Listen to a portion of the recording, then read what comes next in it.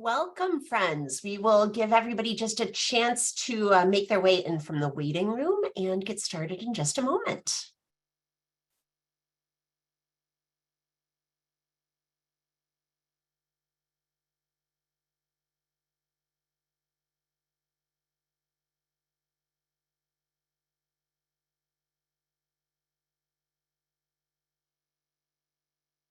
All right, welcome.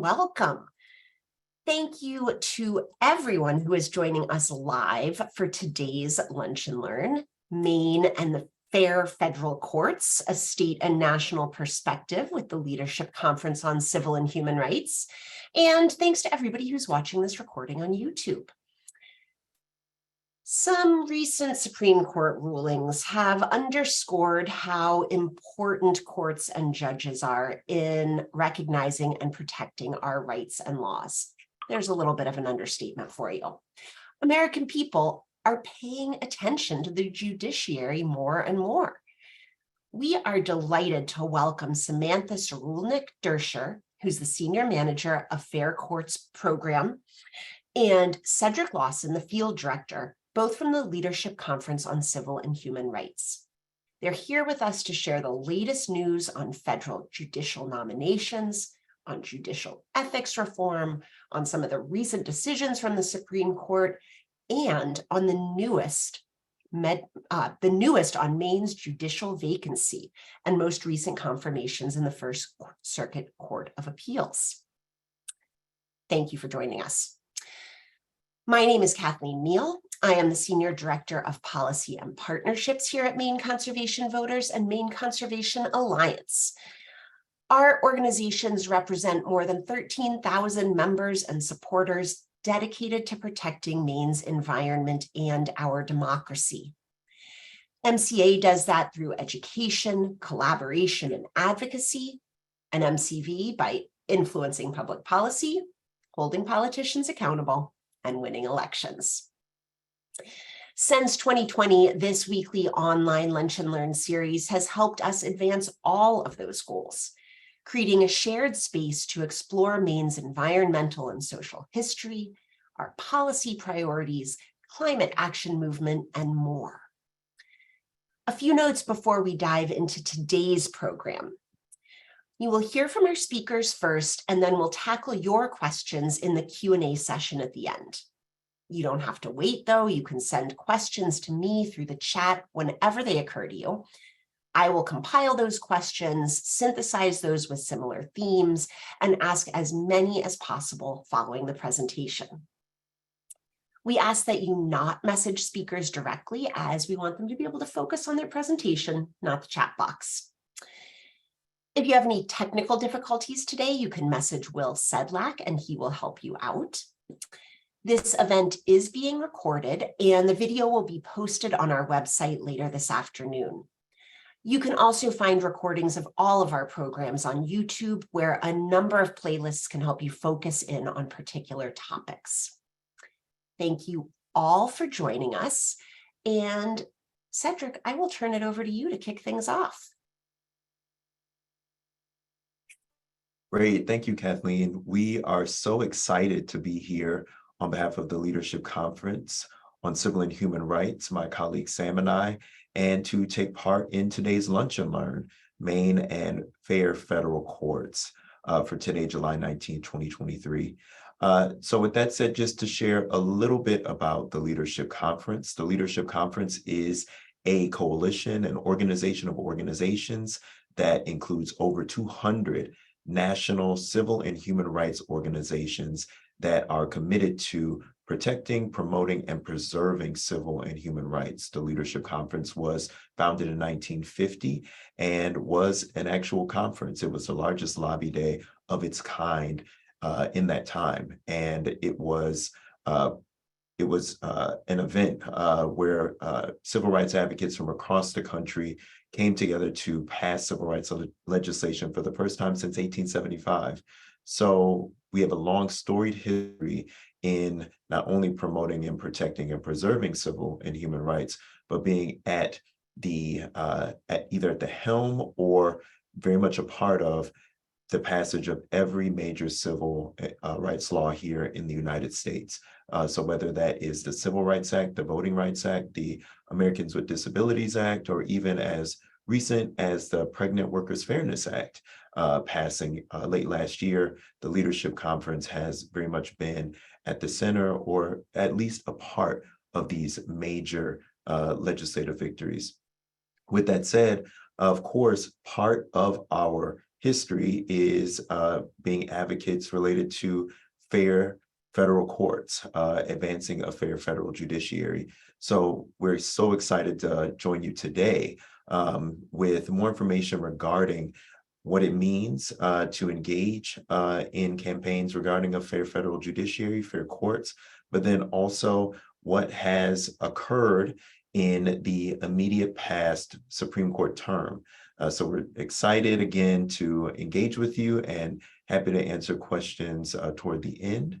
But I'll quickly ask Sam if you'd like to add any introduction or share anything.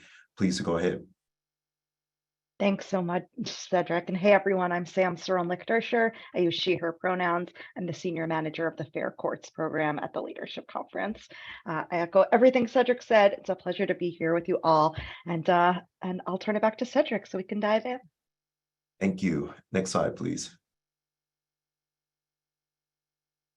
So a quick look at our agenda. And again, I'm Cedric Lawson, Field Director, he, him pronouns, here from the Leadership Conference. Our agenda is as follows: the fight for federal fair courts, moving forward to the Supreme Court term that just ended, a broad overview, sharing some messaging guidance from a couple of cases that we had worked on in depth here at the Leadership Conference. Then moving forward to our vision for an equal justice judiciary, opportunities in Maine. We look forward to sharing more about those opportunities specifically for you all as state advocates in Maine, the federal nominations process, and then judicial ethics. Of course, there's a lot going on related to the conversations when it comes to judicial ethics, not only at the Supreme Court, of course, which has been taking over the news broadly, but then also at the lower court level, at the District Court and Circuit Court of Appeals level. Next slide, please. So the fight for federal fair courts. We want to frame this conversation for you, considering what's at stake. We want to make sure that there is a clarity concerning why we need federal courts that will work for all of us, not just the wealthy and powerful. We need to have an understanding of the decades of the far right control over our courts to roll back hard-won civil and human rights, a common opposition that has been fighting for the last 2 generations to shift the entire composition of our federal judiciary, and enduring long-term work to confirm diverse federal judges who are fair-minded and committed to the rights of all of us. So very important to note in terms of the diversity that we discuss, we are not only thinking about demographic diversity, which is important, considering we need a federal judiciary that is representative of our country, but also experiential diversity, ensuring that it's not only, for example, corporate attorneys who are taking these seats, but also certainly public defenders, civil rights advocates, and more. Next slide, please. So in this immediate past Supreme Court term, what did the court decide? The court decided on a number of major civil and human rights issue areas, including but not limited to affirmative action and student loan debt relief, which we will cover a little bit more in depth, but also voting rights, thinking about Allen v. Milligan and Moore v. Harper, LGBTQ rights, thinking about 303 Creative v. Alanis, environmental protections, cases concerning, for example, the Clean Water Act, and labor rights as well, concerning the right to strike. So it was a jam-packed Supreme Court term with a number of cases that we were a little bit surprised by the decisions that were handed down, but then also, as some people really expected, some disappointment in regards to the Supreme Court term. We'll cover a little bit more in terms of the disappointment and where to pivot when it comes to affirmative action and the student loan debt relief. Next slide, please. So thinking about how do we take a next step from the Supreme Court decisions that were handed down? Where do we go from here? Certainly, there are calls to action that are being developed regarding all the different cases, whether it is engaging your senators on the current judicial vacancies and ensuring that they are committed to voting for and putting forth nominations for fair-minded jurists who are committed to civil and human rights that come from experientially and demographically diverse backgrounds, but also in a number of scenarios regarding these decisions, there are a number of local calls to action that we will work with advocates on developing.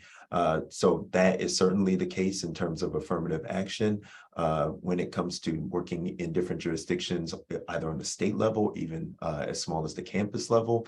But then in terms of student loan relief, certainly working to hold the administration accountable, whether it's the White House, President Biden and his cabinet, or more specifically, Education Secretary Cardona. But at the same time, we have an opportunity to frame the message, to have a frame that we share with people on what has happened and where we can go from here. Because it's important to note that our common opposition is, from this point, framing their own narrative and message in terms of what has happened at the court and how different stakeholders can engage in a broader conversation. So let's take a look at the post-decision core messaging related to the affirmative action case. So together we will fight relentlessly until every student has the equal opportunity to access higher education and pursue their dreams. A broad message to start off with. Our country thrives when we benefit from the talents and potential of students from all backgrounds and build respect for everyone. This is not the first time extremists on the Supreme Court have ruled against the majority of Americans. America is at our best when we bring down barriers to ensure all of us, no matter what we look like or where we come from, can get ahead. We will not let the Supreme Court's decision curtail our freedom to reach our highest potential.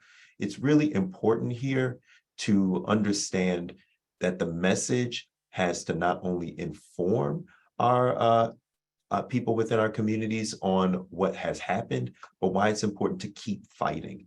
As you all may have seen, in some cases there have been messages that are really filled with a lot of malaise in terms of the court making this decision, and there isn't necessarily an avenue to take when it comes to affirmative action or equal opportunity. In some cases, even the business community has been a little skittish related to engaging in equal opportunity practices. But what is important about sharing an effective message is to ensure that across the board, whether it's on campuses, whether it's state legislators, whether it is leaders in the business community, have an understanding that we will not stop this fight. And this decision does not stop us from embracing important values such as diversity and inclusion and building respect for everyone in the United States, regardless of background. So in the meantime, as calls to action for holding decision makers accountable are being developed, this is an important time to share an effective message with your communities. And when I say your communities, that not only means, of course, your own communities where, from where you come from in Maine, but then also your faith communities and your business communities. How you share this message as a respected leader in your community really shifts how people think about this Supreme Court decision, and more importantly, where we go from here. Next slide, please. Same goes for the Supreme Court, the post-Supreme Court decision messaging related to student loan repayment. Certainly, there are a lot of people who are disappointed in the decision from the Supreme Court. Let's take a look at the messaging in terms of where we go from here. 6 justices, a majority, decided the plaintiffs opposing debt relief in the state's case have legal standing and ruled that the President Biden's debt relief plan is an illegal use of emergency powers under the HEROES Act. So getting a really clear understanding of what has happened. But although we disagree with the court's conclusion, that the secretary exceeded his authority under the HEROES Act with the Biden's debt relief plan. It leaves in place many other tools that Congress has given the secretary to provide borrower relief and that have been used time and time again to cancel borrowers' debt. It's clear that the president through the secretary has the authority to help borrowers. We will not be silent. Folks gathered on the Supreme Court steps on the day of the decision to remind our leaders that we have the right to student debt relief. What's powerful about this message that we urge you to share is that there is a way forward, that although the Supreme Court defined the constitutionality of this action as something that we couldn't go forward with, it's important to know that there are other avenues that will be developed and the fight does not end. So please share this message with your communities because broadly, there is a malaise that we're fighting that we all are aware of, that this current Supreme Court will act as a barrier to advancing civil and human rights. It will act as a barrier to progress. However, the work that we do does not end at the Supreme Court. There is the opportunity for the administration and Congress to act. And it is, of course, our responsibility not only to develop those calls to action, to hold those decision makers accountable, but also to share a crafted message so that people understand what we can do and where we can go from here. Next slide, please. And I'll pass it to Sam to take us through the transformation of the judiciary. Thank you, Sam. Absolutely. Thanks, Cedric. And hey, everyone. I'll pick it up with understanding more about what we talked about previously in terms of the decades-long goal of right-wing folks to really stack our courts with the folks to undermine our civil and human rights. So I want to talk about what we saw under President Trump to this effect and how things have changed under President Biden as well. So there was obviously, I think, as everybody in here knows, a significant amount of damage done, not just to the Supreme Court, but to our entire federal judiciary under President Trump. And you can see that just based on numbers alone, right? There were 234 lifetime judges confirmed under President Trump. Article 3 judges is basically the same as a lifetime federal judge. More on that when we get into a little bit of the nominations process. But there were obviously 3 Supreme Court justices confirmed. That's a third of the Supreme Court. But there were also 54 circuit court judges. That's almost a third of our federal appellate courts, and 177 district court judges confirmed. So that's a full quarter of our district courts. And I break it down like this to remind folks that not all of this is happening at the top level where all the visibility and media attention is, right, on the Supreme Court. That's true and it's important, but it's also important to see how this impact is at every level of our federal judiciary.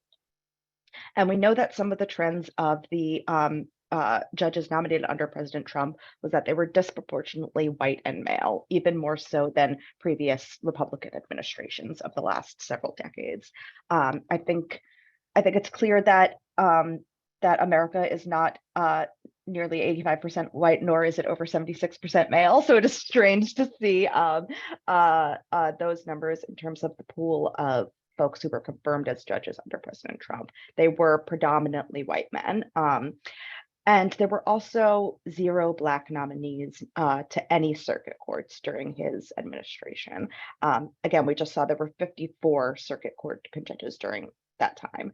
So for 0 of them to be Black or African American is still a stat that shocks me, even all these years later. And of course, in addition to demographic trends, there were policy and extremist trends behind how these folks view the law, right? They were staunchly anti-abortion, very likely to be vocal opponents of the Affordable Care Act, anti-LGBTQ rights, anti-immigrants' rights, opposing environmental protections, and not just, folks who are, either personally or privately opposed to these things, but folks who did work in the conservative movement to advance, the rolling back of these rights. And of course, we saw incredible destructions of norms and processes that had been longstanding ways of doing business around judicial nominations in the Senate, including, holding open Obama-era judicial vacancies in order to then pack those seats with right-wing extremists once there was a Republican president, which is what happened under President Trump. So now that I have bummed everyone out completely, I do want to talk about what we're trying to build in place of the mess that we're in right now, what the path forward for all of us looks like. And that's the vision that we're trying to build of an equal justice judiciary that's actually better at living up to its promise of equal justice under the law. And what does that mean in terms of who we want to see on our courts? For us, it's people with a demonstrated commitment to our civil and human rights, people who are fair-minded, who have a progressive vision of the law, and who reflect and represent America's diversity. That's what we think all of those things together make that should be the standard we set for every federal judge in this country. And we've seen incredible progress towards this goal under the Biden administration, right? As Cedric mentioned before, traditionally, there was a pretty narrow path if you wanted to become a federal judge. You were either a former corporate lawyer, a former federal prosecutor. There were very, very few, and still are very, very few folks who came from civil rights backgrounds, public defender backgrounds. Lots of Trump nominees were experienced in, far right conservative movement work, but there aren't so many judges who come from civil rights work and human rights work. So that's some of the experiential diversity that we had been pushing for and wanting to see from this administration. And it's one of the great things we have been seeing. As of last night, there are 140 judges who have been confirmed lifetime judges under the Biden administration. That's one fantastic Supreme Court justice, 36 circuit court judges, and 103 district court judges. So obviously not as high as the Trump numbers quite yet, but huge progress being made here. And I want to note the demographic diversity because it is so critical.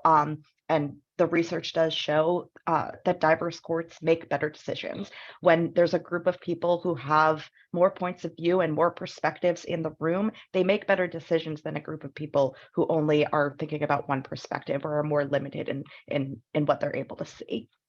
And so what we've seen under President Biden is that these judges, more than 2/3 of them have been women. More than 2/3 of them have been people of color. We have seen historic milestones and historic births, including most famously Justice Ketanji Brown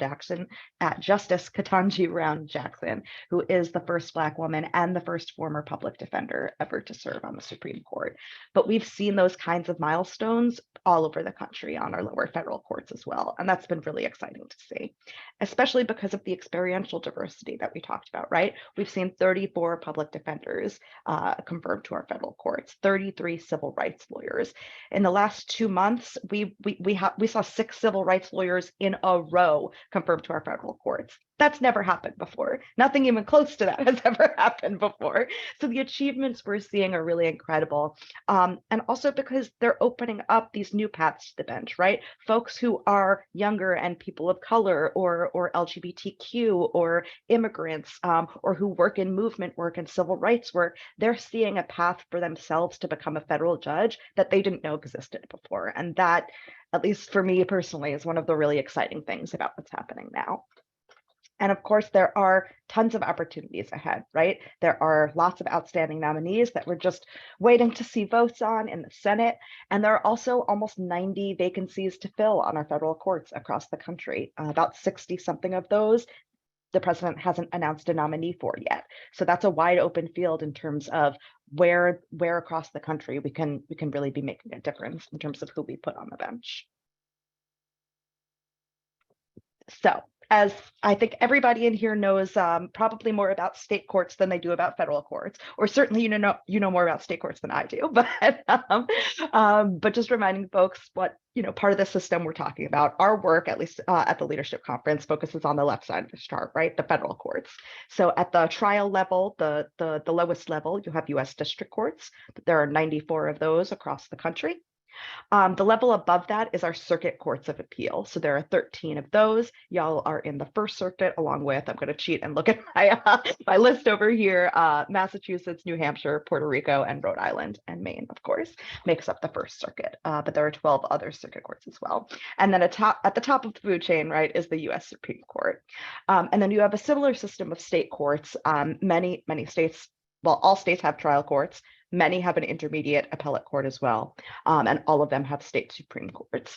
So obviously the process for getting state judges is completely different than the process for getting federal judges. So we're just talking about the process for federal judges today. And I think it's important to remember that, like I said before, right, we hear the most about the Supreme Court, but the Supreme Court handles the least amount of federal cases out of all of our different kinds of federal courts, right? There's a very limited slice of what issues they can hear, and they also select which cases they want to hear. They handle, that's less than 0.1% of federal cases are actually heard by the Supreme Court. This term, there were about 60. And so all of that power for those cases is vested in those 9 justices. But you'll see at the circuit court level, right on the left side, those 13 circuit courts handled about 11% of all of the federal cases filed in 2022, right? That's closer to 43,000 filings. So the 179 judgeships that are on our circuit courts handle a much bigger chunk of the work of our federal courts than the Supreme Court does. And then you have our district courts, right? Our trial courts, which is where the bulk of these decisions are made, right? 90% of federal cases will just be heard by the district courts and not go any further.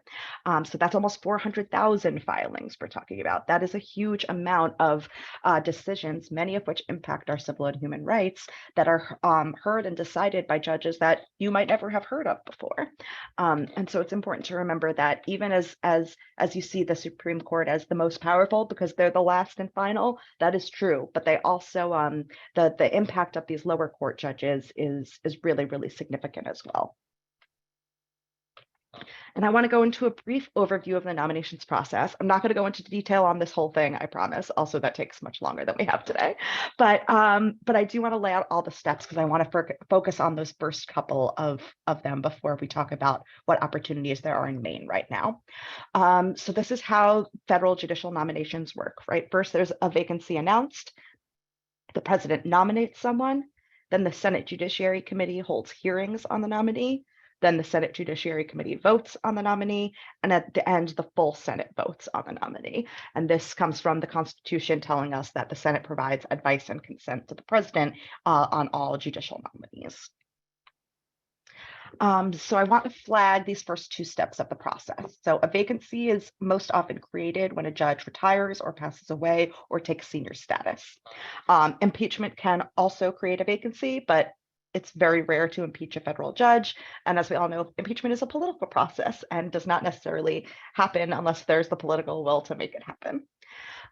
I also want to flag that sometimes, especially in the case of Supreme Court vacancies, the window between when a vacancy is announced and when a nomination is made can be very short, right? We saw this in 2020 when Justice Ginsburg passed away and Justice Barrett was nominated to her seat just 8 days later. That's an extremely short window of time, especially if you're, trying to advocate for who you want to see nominated. And then I also want to focus on this phase 2 where the president nominates, because a lot happens before the president actually makes that nomination, right? Senators, the home state senators, so the senators of the state where that vacancy is located, right? If it's the Southern District of New York, it would be the New York senators. Maine, you have 1 district court, so that's easy. The District of Maine is yours.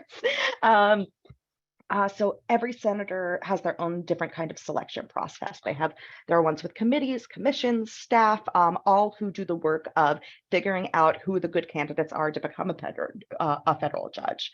Then senators kind of make a short list and make those recommendations to the White House and negotiate back and forth on who they want to see nominated.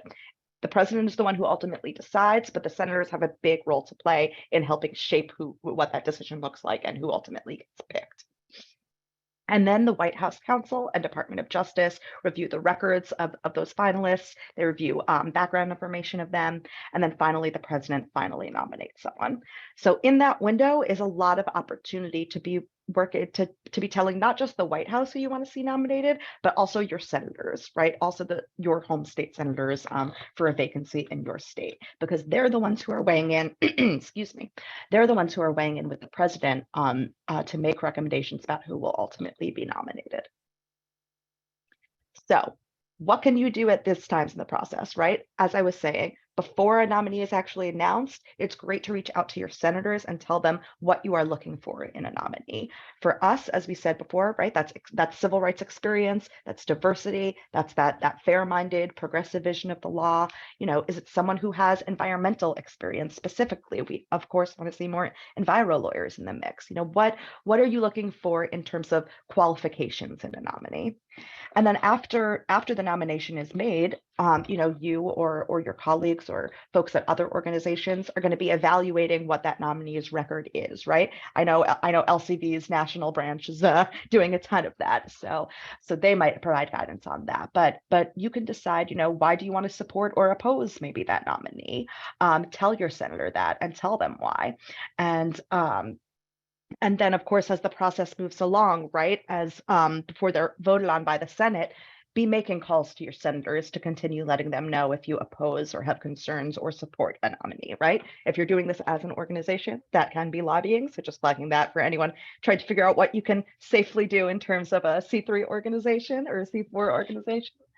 And then, of course, after the Senate votes and either confirms or rejects a judge, again, let the senators know how you felt about that vote. Did they listen to you, right? Are you thanking them? Or are you telling them, you know, why they were wrong to do this? And of course, as I know many of you are already doing, keep up the op-eds, the letters to the editor, the social media posts, educating folks in your networks about why federal judges matter and about the role the Senate plays in developing our federal courts, I think is one of the best ways that you can advocate around this. So what's been happening in, or at least adjacent to, Maine? We've seen some really exciting picks in the First Circuit since Biden became president.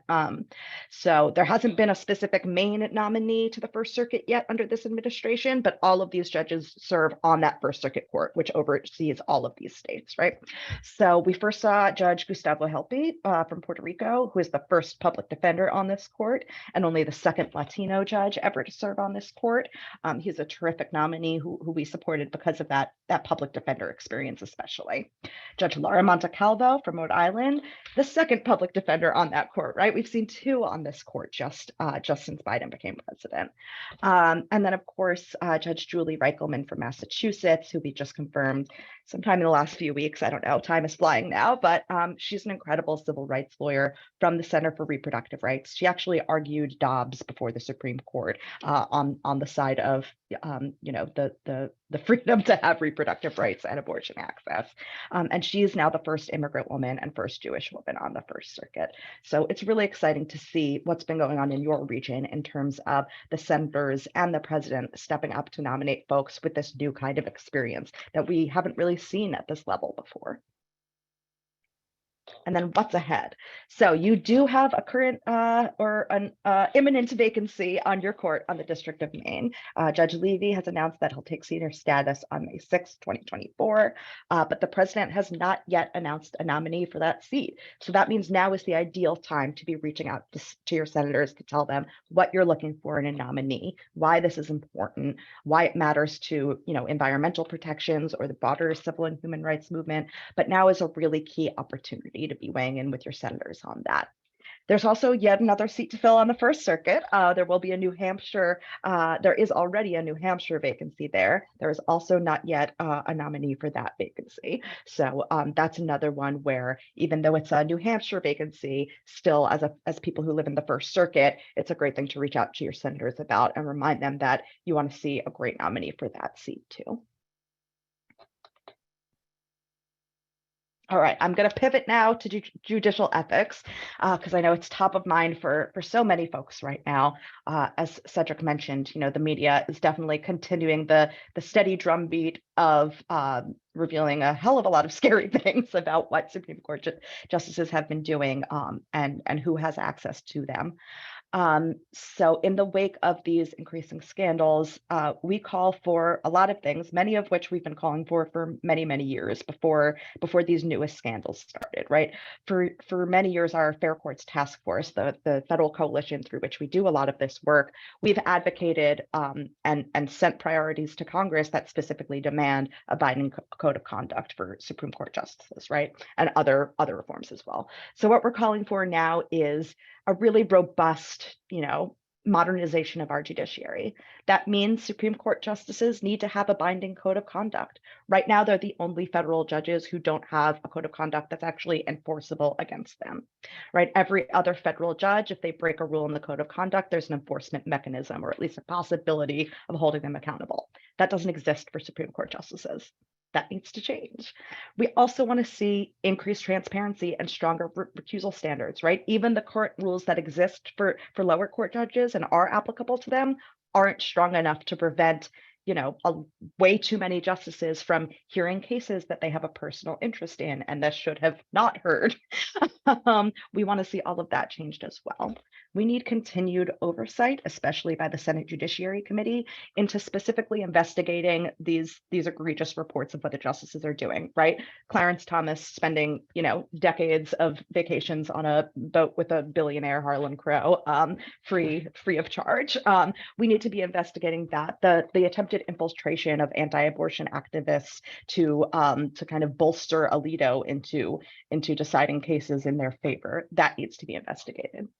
And we need to continue conversations on structural changes to the courts. That means adding seats to our lower federal courts, especially because it used to be that Congress every few years or every decade would create new federal judgeships to keep up with increasing caseloads, right? As the population grows, caseloads get bigger, you need more judges to handle that work. Congress hasn't done that in about 30 years. Adding more judgeships to keep up with the population. We need to see that at the district and circuit court level. And we need to keep having conversations about what's possible and what would work best for the Supreme Court, whether that is term limits, expansion, other policies that would change its jurisdiction. We think everything should be on the table and should be discussed. Our coalition doesn't necessarily have consensus on which of those paths is the best or which will, get us where we need to be. But we think it's really important that Congress takes seriously and the White House takes seriously these conversations. And the civil and human rights movement is doing a ton on judicial ethics right now. So as I mentioned before, it's always been part of the priorities that we send to Congress, right? We also, in April, after the news about Clarence Thomas and Harlan Crow broke, we led a sign-on letter joined by 53 other national organizations to Congress calling for all of these ethics reforms that I just went through. We also submitted a statement for the record from our CEO for a Senate Judiciary Committee hearing on ethics. We've endorsed a bill by Senator Warren and Representative Jayapal called the Judicial Ethics and Anti-Corruption Act. And again, I'm happy to chat offline about any more of these things because there's lots of details that I could go into here. But what I do want to flag for everybody is that tomorrow, the Senate Judiciary Committee is going to have a vote on an ethics bill. They'll be holding an executive business meeting or a markup where they vote on legislation. They'll be taking a vote just in the committee on the Supreme Court Ethics, Recusal, and Transparency Act.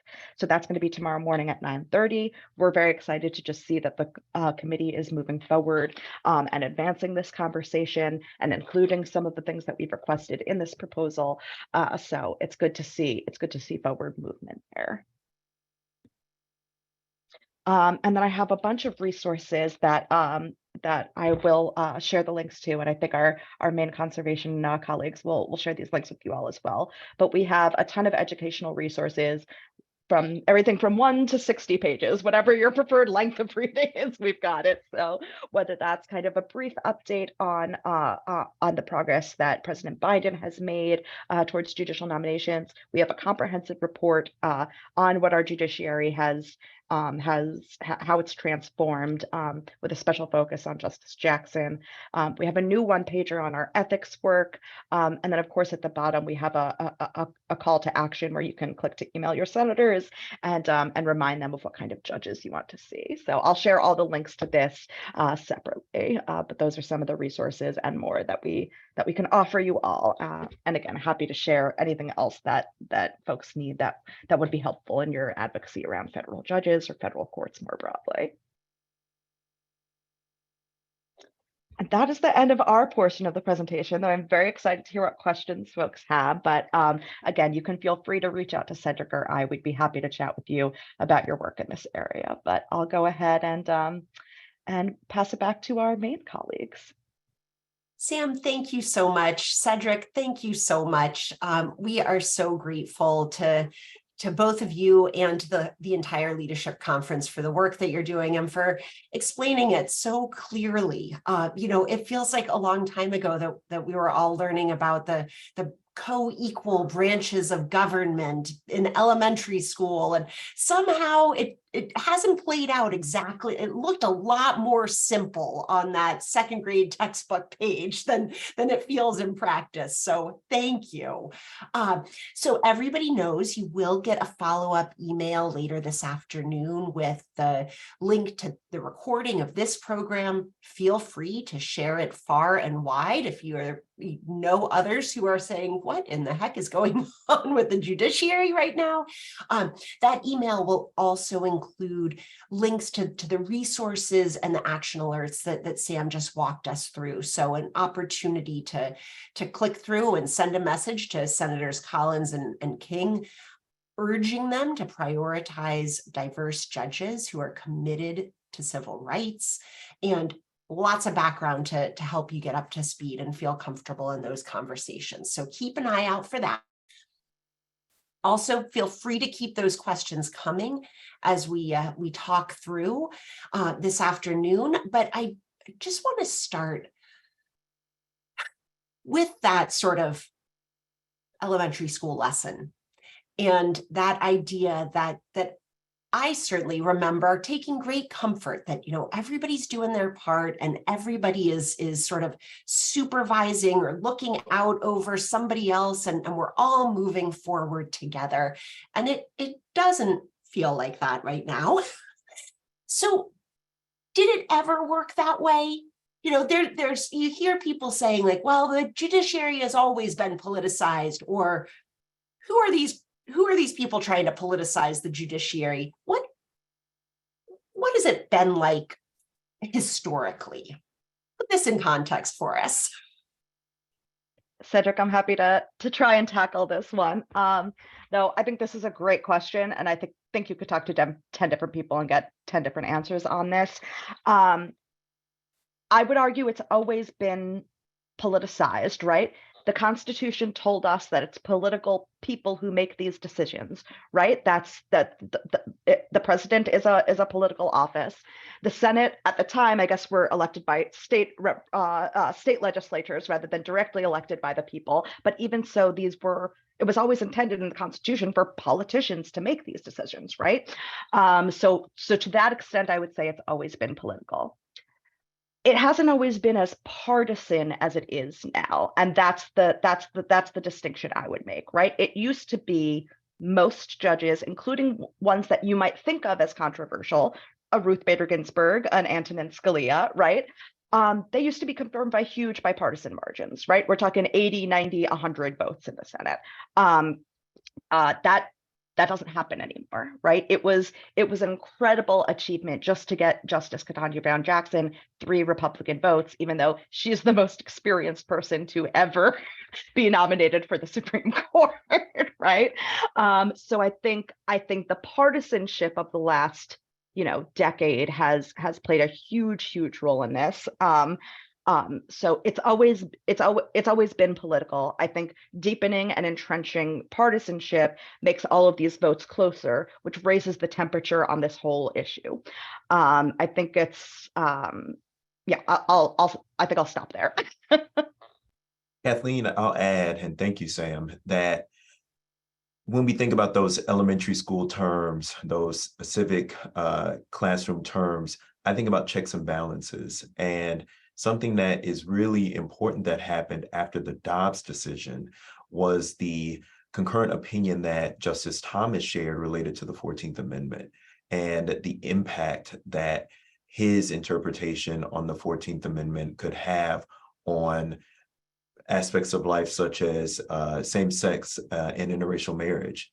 And what did Congress do when they saw that? What did the White House do? They formed a new bill that would protect same-sex marriage and protect interracial marriage. And President Biden signed that bill. And that was on a bipartisan basis that that bill was passed. So there is an opportunity, even through the partisanship, to understand at the very basic level that there are those elementary civic lesson terms like checks and balances where we have the opportunity to see that still in action today.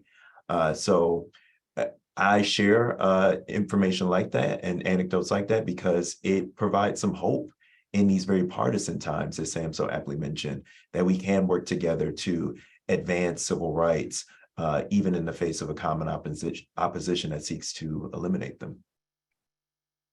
That is really hopeful, and I'm so grateful for that, because a lot of this is can get pretty dark pretty quickly.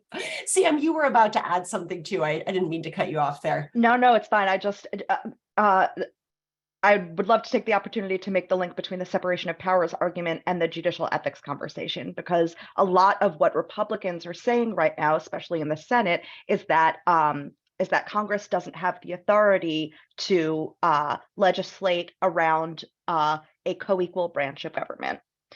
And I just want to say that's patently ridiculous. Congress has always legislated both the executive and the judiciary branches, right? The Constitution creates the Supreme Court. It also gives Congress the power to create lower federal courts and moderate the Supreme Court. Congress has changed the size of the Supreme Court several times. Congress passed the Ethics in Government Act after Watergate to require the disclosures that justices do now. So I needed to take the opportunity to go on that soapbox, because if you do hear the argument that that Congress can't provide checks and balances over the other branches of government, that doesn't sound like how the system is supposed to work to me.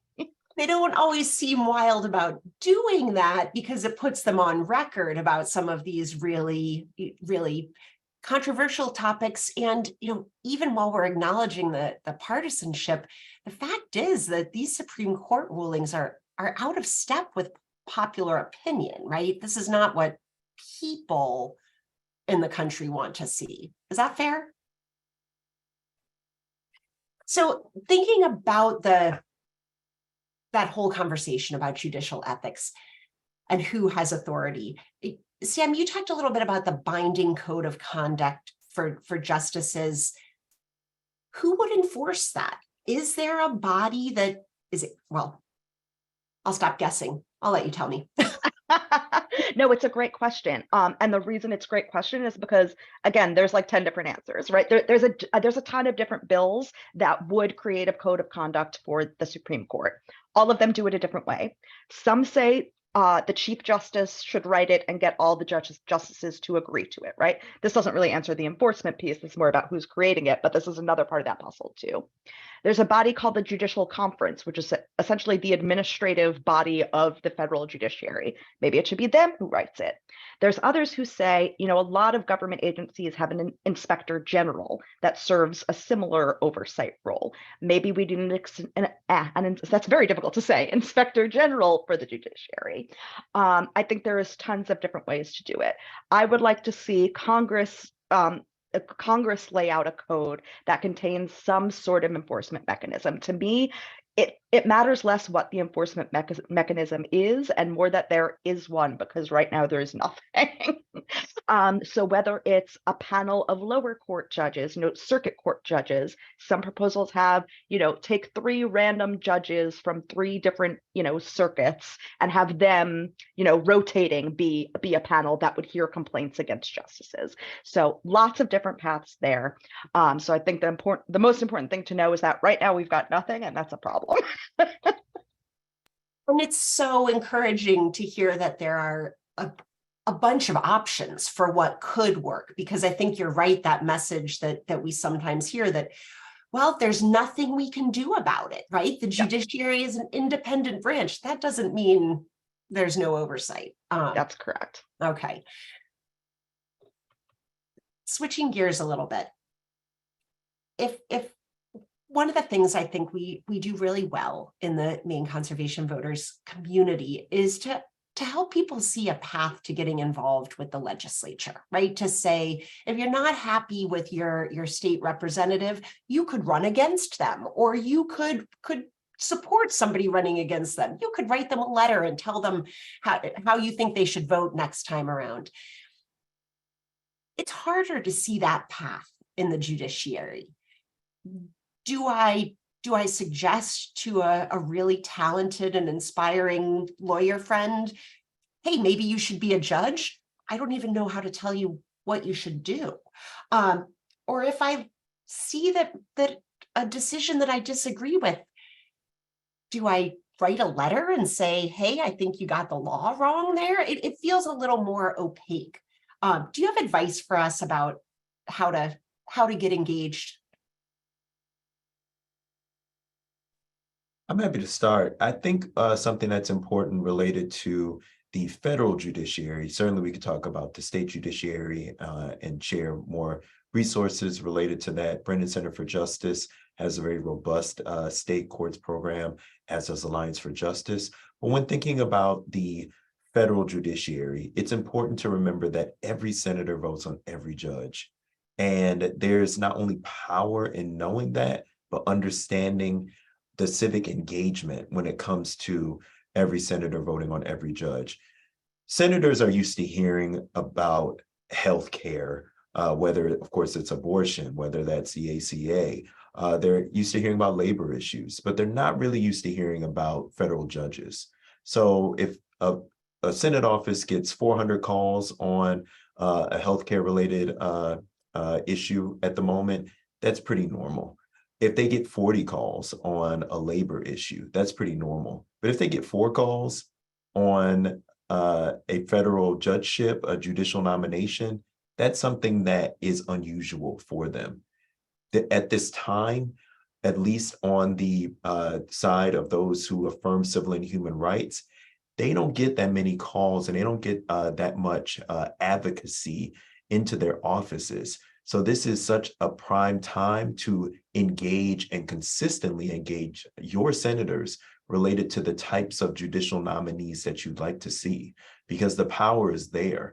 And it's not just in terms of the judges you'd like to see, for example, in your state or in your circuit on the federal level, but again, every senator votes on every judge. Therefore, your senator has the power and authority to shape the federal judiciary broadly along with their colleagues. So it is also taking into account the judicial nominations that are coming into the Senate from across the country. So there is a lot more power there than a lot of constituents give ourselves credit for. Yeah, I absolutely agree with Cedric. And I'll add, I know Senator Collins might not be the champion we need on every civil and human rights issue by a long stretch, but she does consistently, not always, but consistently has voted for President Biden's judicial nominees. Not every single time, but she is it's more reliable than not that she's been voting for good nominees who we've supported and wanted to see. Again, that's not 100% of the time, but certainly compared to her Republican colleagues, she would be, one of the best champions for some of these nominees that we could find in the Republican Party. So there might be more opportunity there than you might have with her office on other issues. And I'll throw in, Kathleen, I think your question about, should I tell people that they should become judges? Yes, and connect them with organizations like ours. I don't do all of that work myself, but our my boss Lena, who runs our Fair Courts program, she and kind of her counterparts at other organizations, they have conversations like that all the time with just individual lawyers who do interesting work and are like, I never thought I could do this. Can I do this? How do I do this? We do know people who have all of those kinds of conversations. So if you are in a network that has lawyers in it, that has environmental lawyers in it, and you're like, oh damn, this person could actually be great here. Yeah, I really encourage you to reach out to us, and we can find whoever the right connection is for them to talk to. Thank you. I think that there's this, probably because it wasn't in that elementary school book, there's this sense that judges get sort of plucked from that you just get a call one day, surprise, you're going to be a judge, but you can actually seek that out. Good to know. Good to know. That slide that you shared, Sam, with the impact and the changes to our federal judiciary under former President Trump. I know I've seen it before. It never stops being shocking and sickening. And I know a lot of these things will that we've talked about can help put some guardrails on there. But we're also looking at a long future with some of those judges. What keeps you going when you look at that slide and you see sort of what we're dealing with? What keeps you going? I'll tell you exactly what keeps me going after that slide. And it's the very next slide, because that's the one with everything we've been able to accomplish over the last 2.5 years, right? Listen, this work is not overnight. It is long and slow and hard. And for many, many years, there were no victories to be found at all, right? So I want to name that first. However, what we've been able to do over the last 2.5 years, I mean, I haven't been doing this work that long, but the folks who have been doing this work since, the 90s, never imagined that what we've done in the last 2 years was possible, right? I talked to our co-chair, Marge Baker from People for the American Way, who's been in this work forever. And she just the emotion she carries over being able to see this when they've been fighting for so many years to get even a sliver of a nominee like this, right? That keeps me going, right? Before Biden was president, 8 Black women had served as circuit court judges in our nation's entire history.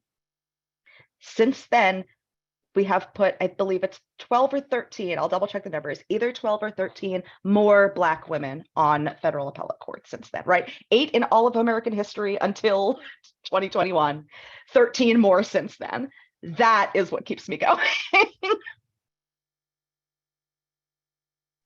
I'll add that I'm a student of history, and understanding the federal judiciary really has taken my understanding of American history from 2D to 3D. So often in terms of being an advocate, we are exposed to what it means to hold the executive branch accountable at any level, whether it's mayor, governor, president, certainly the legislative branch, your city council, Congress, the state legislature. But rarely are we really invited to take part in understanding, at the very least, the federal judiciary. And through this work, what keeps me going is the fact that I can very clearly see how the trajectory of this country has been impacted by the federal courts and what it means to be at a place where I'm actively a part of that impact and really giving other people the opportunity through this important work to do the same. That's what keeps me going. And I'm so excited about that. I have chills. Thank you. Thank you for reminding us that even the worst slide has a next slide, right? and that 3D history, I love that. Thank you for inviting all of us into this work and helping us see just how accessible it can be it's work, but we can do it.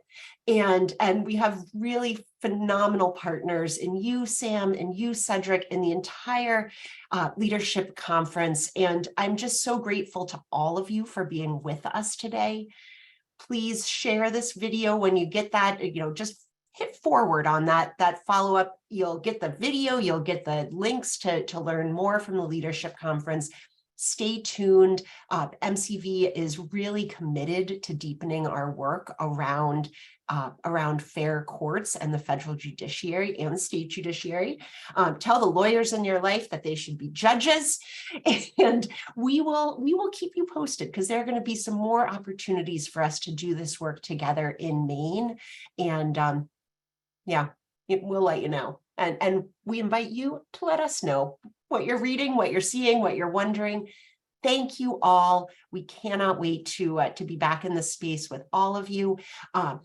Next week, we're going to talk about citizens' assemblies and how we can put governance directly in the hands of the people. We are on a democracy kick this month, and I love it.